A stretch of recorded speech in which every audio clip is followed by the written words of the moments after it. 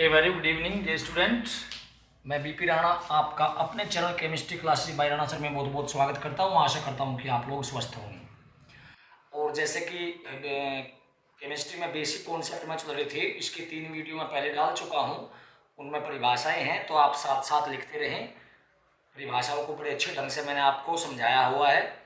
अब आगे बढ़ लेते हैं। कल आपको पिछली वीडियो में परमाणु, परमाणु भार, परमाणु क्रमांक, अणु, अणु भार और द्रव्यमान संख्या इनके बारे में आपको बताया गया था। तो परमाणु क्रमांक के बारे में बताया गया था कि किसी तत्व के परमाणु में उपस्थित प्रोटॉनों या इलेक्ट्रॉनों की संख्या ही परमाणु क्रमांक कहलाती है। इसे जेड से प्रदर्शित करते हैं। और द्रव्यमान संख्या में क्या बताया था? किसी तत्व के परमाणु के नाभिक में उपस्थित प्रोटॉनों और न्यूट्रॉनों की संख्या के योग को ही द्रव्यमान संख्या कहते हैं। इसे जेड से प्रदर्शित करते हैं। उसके लिए ध्यान रखें एक चीज, एक छोटा सा स्टेटमेंट, पका पी 10 पान, पका पी 10 पान। इसमें ध्यान दीजिए, क्योंकि बच्चे बहुत बार परमाणु क्रमांक में क्या बोल देते हैं कि प्रोटॉन या न्यूट्रॉनों की संख्या, और द्रव्यमान संख्या में क्या बोल देते हैं? प्रोटॉन और इलेक्ट्रॉनों की संख्या का योग। तो ये चीजें गलत है, तो इसको ध्यान रखने के लिए ध्यान दीजिए। पका पी 10 पान, इससे स्पष्ट हो जाएगा। पैसे परमाणु, परमाणु कैसे क्रमांक, परमाणु क्रमांक बराबर पैसे प्रोटॉन या इलेक्ट्रॉन। एक ही मात्रा है, इलेक्ट्रॉन।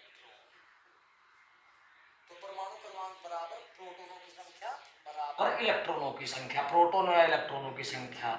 वैसे द्रव्यमान संख्या बराबर पान कैसे प्रोटॉन और न से न्यूट्रॉन। और अगर इस पान को थोड़ा सा ऐसे कर लें तो कोई दिक्कत तो होगी नहीं, वो तो याद रखने की बात है। तो पे प्लस न यानी पान, पान में बीच में आगे अंडे में प्लस लगा दिया, तो ये बन गया प्रोटॉन प्लस न्यूट्रॉन। तो परमाणु क्रमांक क्या होती है? प्रोटॉनों या इलेक्ट्रॉनों की संख्या ही परमाणु क्रमांक कहलाती है। जबकि द्रव्यमान संख्या क्या होती है? प्रोटॉनों व न्यूट्रॉनों की संख्या के योग को द्रव्यमान संख्या कहते हैं। द्रव्यमान संख्या को कभी कभार परमाणु भार भी कह देते हैं। यहां तक बात हो चुकी थी। अभी कुछ बच्चे सोच रहे होंगे इलेक्ट्रॉन, प्रोटॉन, न्यूट्रॉन ये क्या है, तो इनके बारे में छोटी सी जानकारी मैं आपको दे देता हूं। प्रोटॉन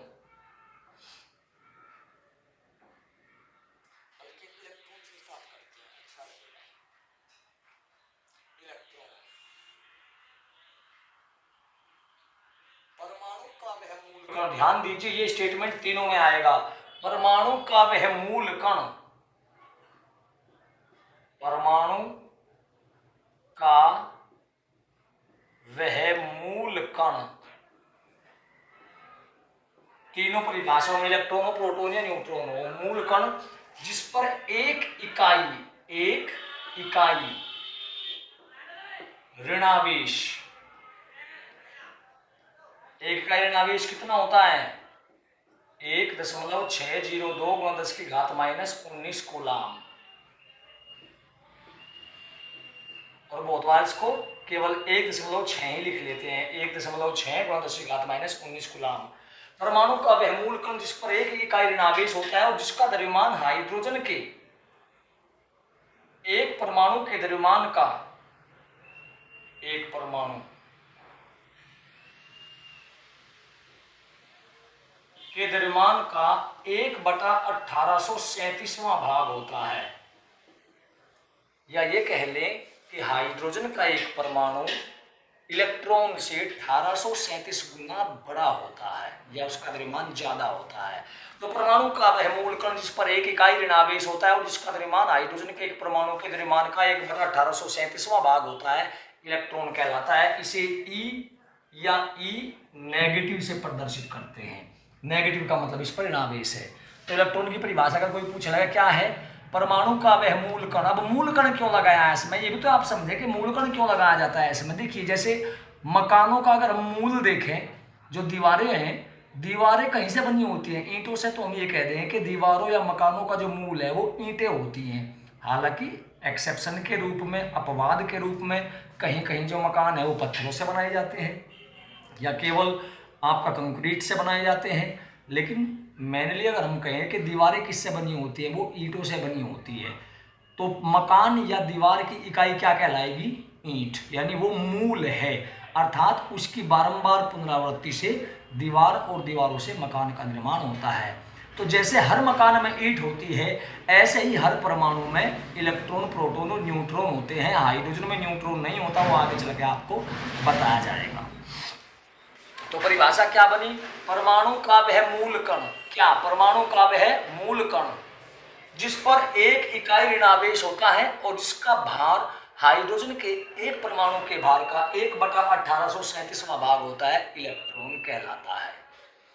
परमाणु का वह मूल कण जिस पर एक इकाई ऋणावेश होता है और जिसका भार हाइड्रोजन के एक परमाणु का 1/1837वां भाग होता है, इलेक्ट्रॉन कहलाता है। इसे ई या ई नेगेटिव से प्रदर्शित करते हैं। इसमें अब एक बात समझिएगा, इकाई ऋणावेश को हमने लिखा 1.602, लेकिन अधिकांशतः लिखा मिलेगा 1.6 × 10⁻⁻19। एक बात तो ये ध्यान रखो। दूसरी बात, बहुत बार ये 1/1837 ना होकर के 1/1840 आ जाता है।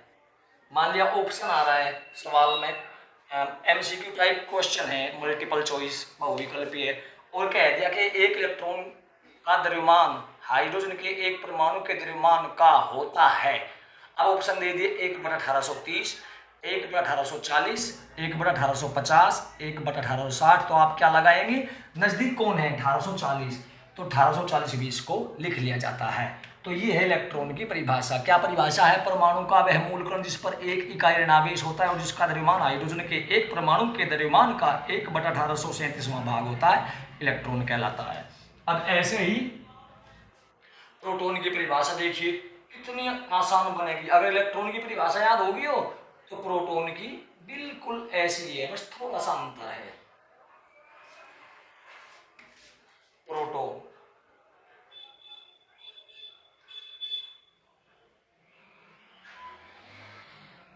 परमाणु का वह मूल कण जिस पर एक इकाई धनावेश, ऋण की बजाय क्या आ जाएगा? धन। एक इकाई धनावेश, इतना ही होता है, एक इकाई धनावेश भी, एक इकाई धनावेश होता है और जिसका द्रव्यमान हाइड्रोजन के एक परमाणु के द्रव्यमान के बराबर होता है, बराबर होता है, प्रोटॉन कहलाता है। इसे P या H पॉजिटिव से प्रदर्शित करते हैं, P या H पॉजिटिव से प्रदर्शित करते हैं। तो परमाणु का वह मूल कण जिस पर एक इकाई धनावेश होता है और जिसका द्रव्यमान हाइड्रोजन के एक परमाणु के द्रव्यमान के लगभग बराबर होता है, प्रोटॉन कहलाता है। इसे P या H पॉजिटिव से प्रदर्शित करते हैं। तो अगर इलेक्ट्रॉन की परिभाषा याद हो जाएगी तो प्रोटॉन की भी बिल्कुल सिंपल है, बस धन की, उसमें ऋण था, यहाँ पे धन है, और वहां पे 1/1837 था, यहाँ पे बराबर है। चलिए अब बात कर लेते हैं न्यूट्रॉन की। न्यूट्रॉन इनसे अलग है। न्यूट्रॉन की परिभाषा क्या हो जाएगी? देखिए डिटेल में इनको फर्स्ट चैप्टर में पढ़ाया जाएगा, यहाँ आपको केवल बेसिक कॉन्सेप्ट बताई जा रही हैं, जिसे कुछ भी नहीं पता हो उसके लिए है। और हाँ, अगर वीडियो पसंद आए और आपके सवाल याद हो जाए तो प्लीज़ वीडियो को शेयर कीजिए, लाइक कीजिए और चैनल को सब्सक्राइब कर दीजिए। धन्यवाद। आगे बढ़ते हैं। तो परमाणु का वह मूल कण जो विद्युतीय उदासीन होता है, यानी ना उस पर पॉजिटिव होता ना ही उस पर नेगेटिव होता है, विद्युतीय उदासीन होता है, और जिसका भार एक प्रोटॉन के लगभग बराबर होता है, भार यानी वजन, न्यूट्रॉन कहलाता है। इसे n या 0n1 से प्रदर्शित करते हैं। तो परमाणु का वह मूल कण जो कि विद्युतीय उदासीन होता है और जिसका भार एक प्रोटॉन के लगभग बराबर होता है, न्यूट्रॉन कहलाता है। उम्मीद करता हूं कि आपकी समझ में आ रहा होगा। तो तीनों की परिभाषा हो गई। प्रोटॉन की, इलेक्ट्रॉन की परिभाषा, परमाणु का वह मूल कण जिस पर एक इकाई ऋणावेश और द्रव्यमान हाइड्रोजन का 1/1837। प्रोटॉन की परिभाषा, एक इकाई धनावेश, द्रव्यमान यानी भार हाइड्रोजन के लगभग बराबर, न्यूट्रॉन विद्युतीय उदासीन और द्रव्यमान एक प्रोटॉन के बराबर, या कह लीजिए एक हाइड्रोजन के बराबर। अब इनकी खोजकर्ता की बात कर लेते हैं। एक सामान्य सा सूत्र है, ईंट पर नाच, आप लोगों ने सुना भी होगा, ईंट पर नाच। हालांकि ईंट पर नाचना संभव नहीं है, लेकिन याद रखने के लिए बता रहा हूं। जैसे पका पी 10 पान, ऐसे ही ई से आता है आपका इलेक्ट्रॉन, शॉर्ट में लिख देता हूं समझिए इलेक्ट्रॉन। कैसे टॉमसन, कैसे टॉमसन, ऐसे प्रोटॉन, रे से रदरफोर्ड,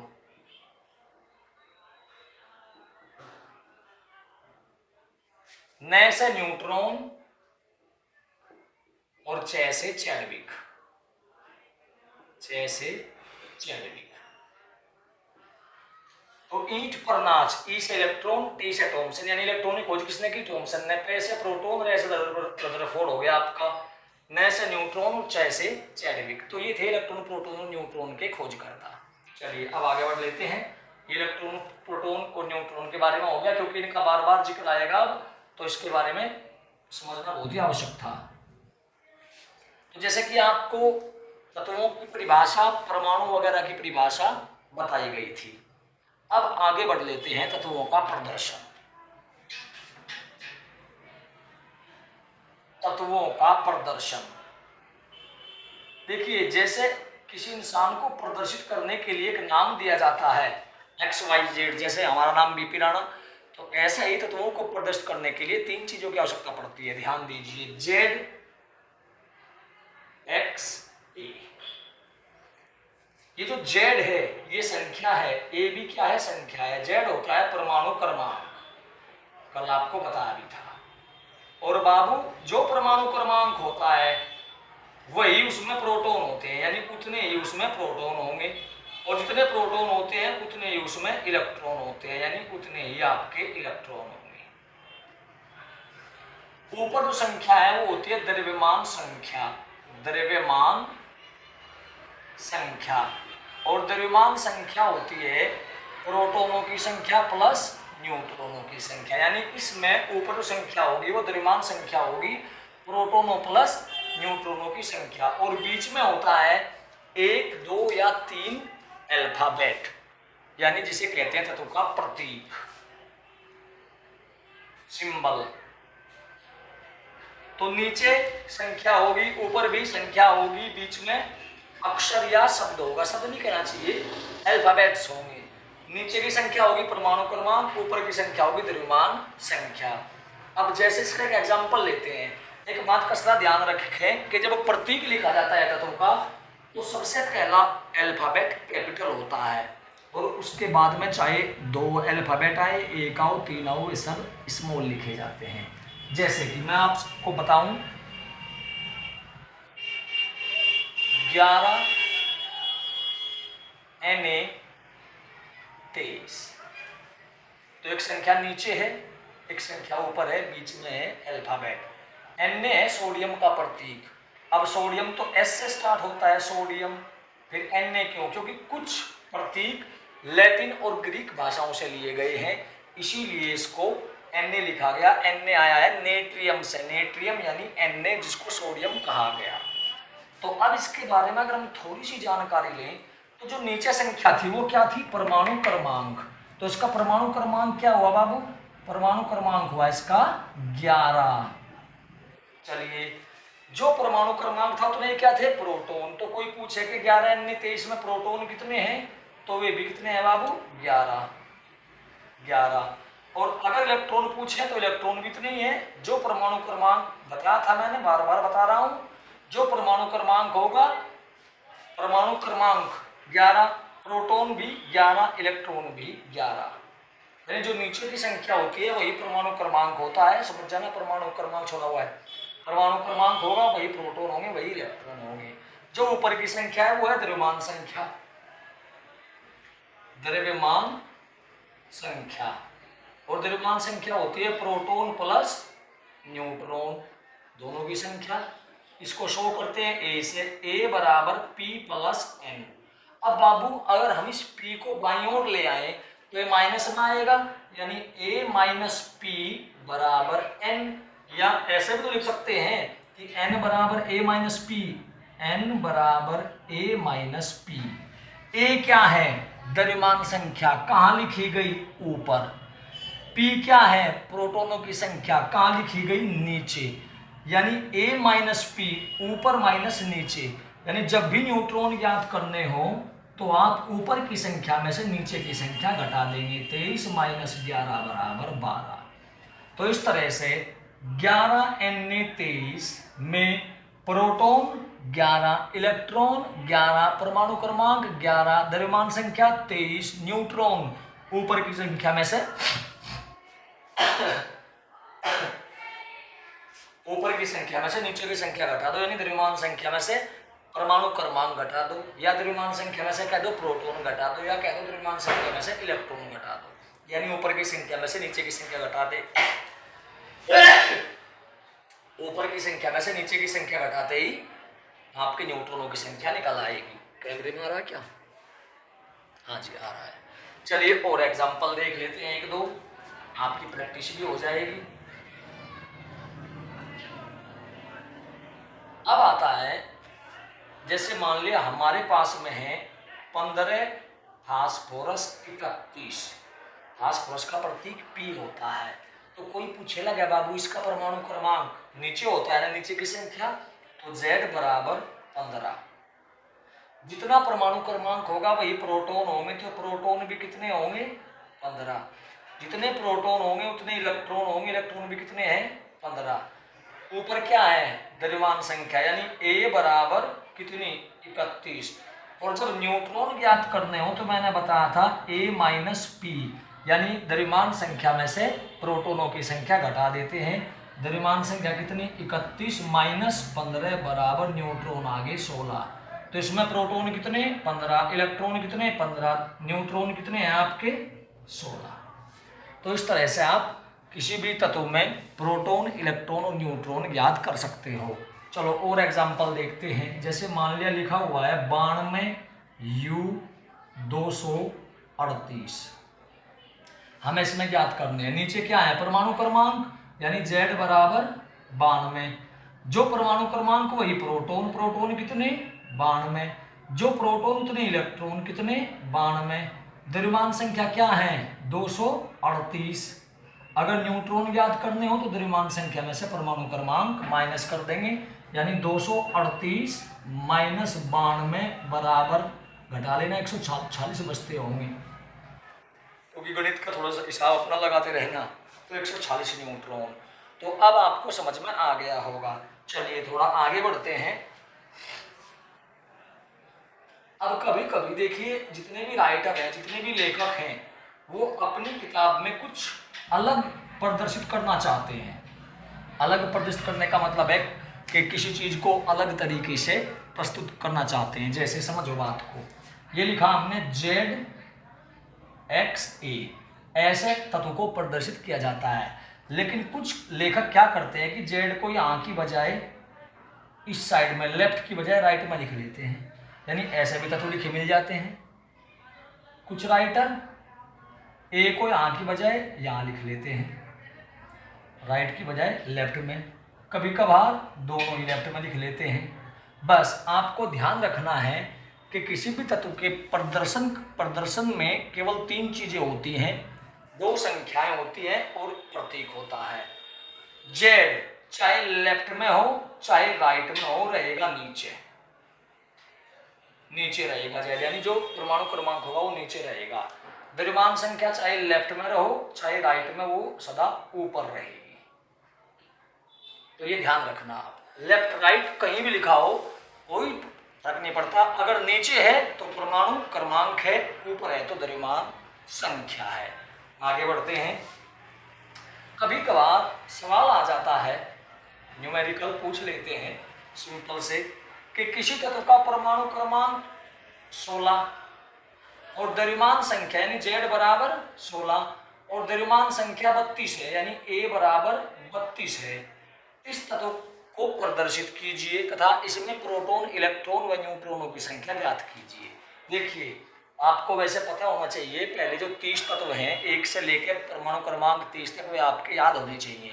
और बाई चांस अगर याद नहीं है तो आप लिख दें कि माना वह तत्व एक्स है, माना वह तत्व एक्स है, तो एक्स तो यहां लिख दिया।